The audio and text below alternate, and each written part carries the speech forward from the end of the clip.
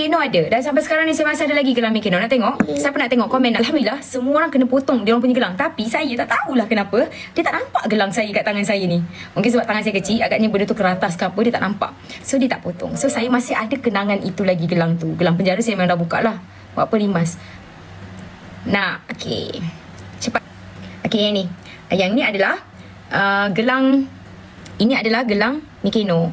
Kenapa? Masa kat Mikeno tu semua kru kena ada gelang ni supaya contohlah kalau terjatuh ke daripada kapal apa semua ke, terjadi apa-apa, kita tahu dekat badan dia ada salah satu selain pasport ada gelang. So tahulah, oh ini adalah ini adalah kru Mikeno. Tapi yang lain semua dah tak ada. Saya masih ada, alhamdulillah. Saya rindu Mikeno. Mikeno macam saya cakap kat korang. Bukan emas, dia tali je. Mana ada emas awak? Ni bukan emas, tali biasa je. Tapi bermakna sebabkan gelang ni saya jaga daripada awal saya dalam boot Mikeno sampai habis. Sampai penjara, luar penjara, sampai semualah. Kenangan dengan tim-tim saya. I love you too. Kita jangan menilai hanya daripada luaran. Macam orang banyak macam fikir macam Mikeno ni dah lah buruk. Macam besi buruk. Dalaman dia pula semua kayu-kayu yang lama, kecil.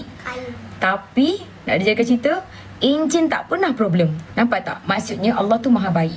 Allah kata mungkin kau dapat boat yang kecil, tapi aku bagi kau boat kecil yang paling TikTok, yang mana enjin dia tak pernah problem. Alhamdulillah. Dan boat tu bukan kena towing macam setengah orang cakap boat tu kena towing lah.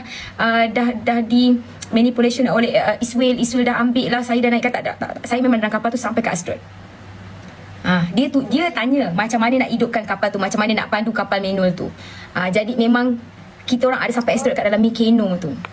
Saya kena intercept paling last. Tapi saya sampai ke penjara paling awal. Saya adalah bot kedua yang sampai ke penjara. Cuma saya minta sesiapa yang terjumpa dengan saya, boleh nak tangkap gambar, tapi elakkan korang tarik tangan kanan saya, boleh. Korang elakkan tarik tangan kanan saya, elakkan letak bahu dekat tangan kanan saya. Sebab bukan apa, sebab saya nak bagi dia cepat pulih, cepat baik.